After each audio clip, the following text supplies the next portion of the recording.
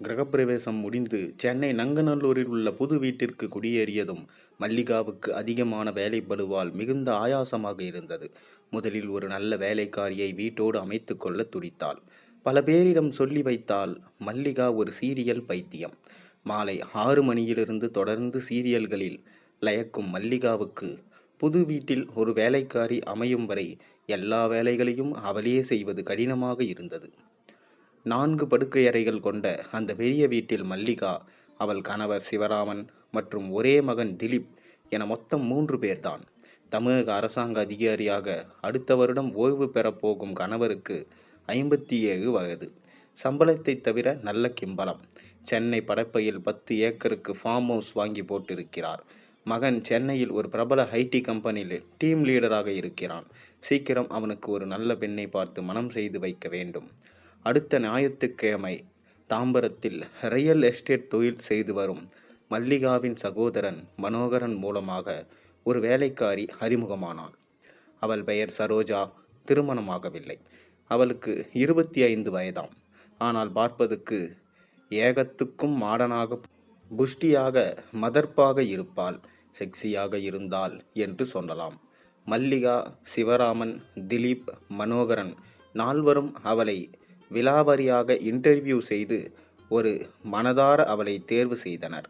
வாரம் 1 நாள், வாரம் 2 நாள் தினசரி செய்ய வேண்டிய வேலைகளை மல்லிகா அவளிடம் விவரித்தாள். சரோஜாவுக்கு மாத சம்பளம் 5000. தினமும் டிஃபன், காஃபி, சாப்பாடு மற்றும் அவர் தங்கிக் கொள்ள ரெஸ்ட் ரூம் என முடிவாயிற்று. சரோஜா அனைத்து வேலைகளையும் உடனடியாக கற்றுக்கொண்டாள். மல்லிகாவிடம் நல்ல பெயர் வாங்கிவிட்டாள். எப்போதும் சிரித்தபடி வேலையில் சுறுசுறுப்பாக இருந்தால் நாளடைவில் அந்த வீட்டில் ஒருத்தியாக போனாள். அது தவிர அவள் மல்லிகாவின் மகன் திலீப்புடன் அதிக நட்புடன் பழகினாள். அப்போதுதான் மல்லிகாவுக்கு அந்த பயம் உதிக்க ஆரம்பித்தது. அவள் மாலை 7 மணிக்கு விஜய் டிவியில் பார்க்கும் ராஜாராணி சீரியலிலும், இரவு 9 மணிக்கு ஜீ தமிழில் பார்க்கும் செம்பருத்தி சீரியலிலும் அடிக்கடி மனதில் தோன்றி அவளை பயமுறுத்தின. ஏனெனில் அந்த சீரியல்களில் வீட்டில் வேலை செய்யும் வேலைக்காரிகள் அந்த வீட்டின் திருமணமாகாத மகன்களை காதலிக்கத் தொடங்கி குடும்பத்தில் ஏகப்பட்ட குழப்பத்திற்கு வித்திட்டு விடுவார்கள். அம்மாதிரி மகன் திலீப்பையும் சரோஜா வளைத்து விடுவாளோ என்று பயந்தாள். மகனை கண்குத்தி பாம்பாக கவனித்து கொண்டால் சீக்கிரமே மகனுக்கு ஒரு கல்யாணம் செய்துவிட துடித்தாள். மல்லிகாவுக்கு தெய்வ பக்தி அதிகம். நெற்றியில் பெரிய குங்கும பொட்டுடன் தாட்டியாக தமிழ் சினிமா சொர்ணாக்கா மாதிரியான தோற்றத்தில் இவள் இருப்பாள். வீட்டின் பூஜை அறையில் அகிலாண்டேஸ்வரி, பட்டீஸ்வரம் அம்மன் புகைப்படங்களை பெரிதாக மாட்டியிருப்பாள். பிரதோஷம், சங்கடகர சதுர்த்தி, ஆடி அமாவாசை என்று அடிக்கடி விரதம் இருப்பாள். எல்லாம் நன்றாக தான் போய்கொண்டிருந்தது. அன்று ஒரு வெள்ளிக்கிழமை. சிவராமன் அலுவலகம் செல்லவில்லை. மதியம் சாப்பிட்டவுடன் ஏசியில் தூங்கி கொண்டிருந்தார். திலீப் அலுவலகம் போயிருந்தான். சரோஜா தன் அம்மாவை பார்த்து வர தாம்பரம் சென்றிருந்தாள். அவர் நன்றாக தூங்குகிறாரே, தற்போது எழுப்ப வேண்டாம் என்று நினைத்து 4:30 மணி வாக்கில் மல்லிகா வீட்டின் கதவை டோர்லாக் செய்துவிட்டு நங்கநல்லூர் ஹனுமார் கோவிலுக்கு போய்விட்டு மெதுவாக வீடு திரும்பினாள். பெட்ரூமில் சிவராமனை காணோம். ஆனால் படுக்கையின் மீது ஒரு கடிதம் மட்டும் இருந்தது. மல்லிகா அதை அவசரமாக எடுத்து படித்தாள். அந்த கடிதத்தில் அன்பு மல்லிகாவுக்கு. இக்கடிதத்தை படித்தவுடன் பதட்டப்படாதே. நான் நம் வீட்டிற்கு திங்கட்கிழமை காலைதான் அலுவலகம் செல்லும் முன்பு வருவேன். தற்போது நம்முடைய படப்பை ஃபார்ம் ஹவுஸில் நம் சரோஜாவுடன் தங்கியிருக்கிறேன். ஆம், அவளை எனக்கு மிகவும் பிடித்திருக்கிறது. அவள் ஒரு சிறந்த வேலைக்காரி மட்டுமல்ல, விதம் விதமாக எனக்கு சரீர ஒத்தாசைகள் செய்வதிலும் கில்லாடி. அவளை நம் படப்பை ஃபார்ம் ஹவுஸில் நிரந்தரமாக என்னுடைய ஆசை நாயகியாக குடிவைத்துள்ளேன். நம் நங்கநல்லூர் வீட்டிற்கு இனி அவள் வரமாட்டாள். தயவு செய்து இதை பெரிதுபடுத்தி ஆர்ப்பாட்டம் செய்யாதே. சமீபத்தில் பாரத நாட்டின் சுப்ரீம் கோர்ட்டே இம்மாதிரியான தகாத உறவுகளை தவறில்லை என்று சொல்லிவிட்டது. உன்னை பொறுத்தவரை இது தகாத உறவாக இருக்கலாம். ஆனால் எனக்கு இது மிகவும் தேவையான தகும் உறவு.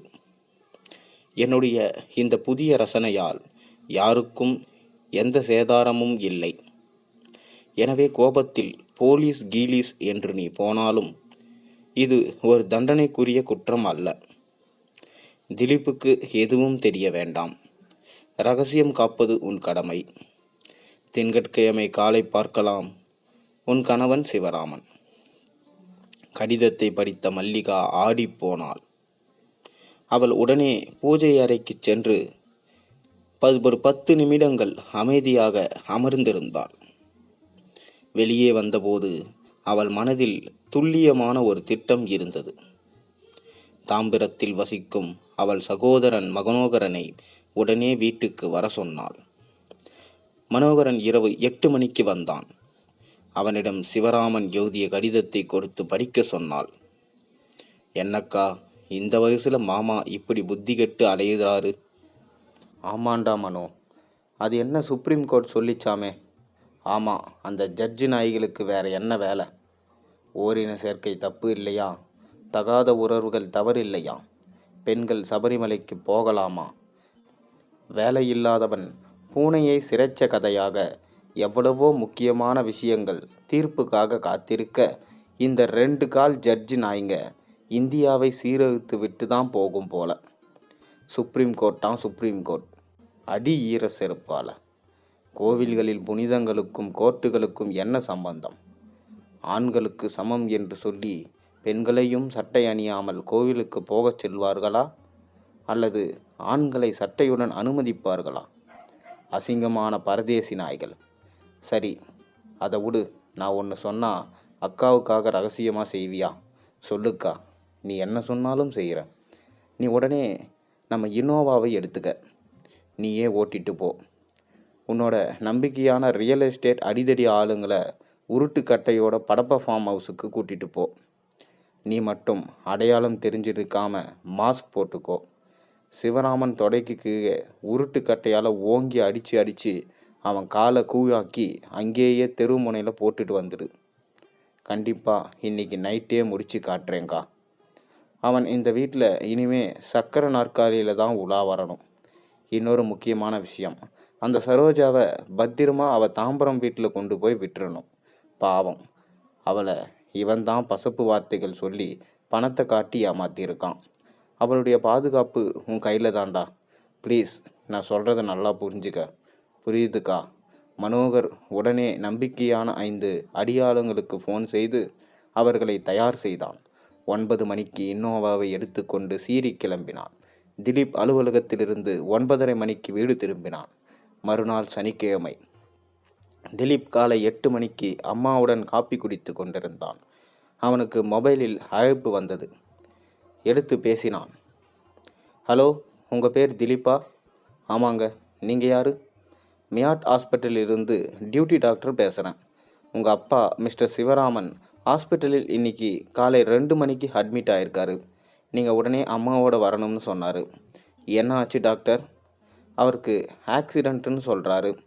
ஆனால் அவரை யாரோ கட்டி வச்சு அடித்த மாதிரி தான் தெரியுது. உயிருக்கு ஆபத்து இல்லை. ஆனால் இனிமே அவர் வீல் சேரில் தான் இருக்கணும். நீங்கள் உடனே புறப்பட்டு வாங்க ப்ளீஸ். அம்மா அப்பாவை யாரோ அடித்து போட்டிருக்காங்களாம்மா. உடனே ஹாஸ்பிட்டல் போகணும். கிளம்புங்கம்மா. சரிடா, இப்போவே கிளம்புறேன். பூஜை அறைக்குள் நுழைந்த மகனின் காதுபட அகிலாண்டேஸ்வரி அவர் உயிரை ஒன்றும் பண்ணிடாதம்மா என்றாள். இந்த கதையிலிருந்து உங்களுக்கு என்ன தெரிஞ்சது? மறக்காமல் கீழே கமெண்ட்டில் சொல்லுங்கள். மேலும் சேனலில் போடுற ஒரு வீடியோஸும் பிடிச்சிருந்தா மறக்காமல் சப்ஸ்கிரைப் பண்ணுங்கள், லைக் பண்ணுங்கள், பெல் ஐக்கனை ப்ரெஸ் பண்ணுங்கள். இந்த கதை பிடிச்சிருந்தா உங்கள் நண்பர்களுக்கும் பகிர்ந்து கொள்ளுங்கள். நாளை ஒரு நல்ல அருமையான கதையோடு உங்களை சந்திக்கின்றேன்.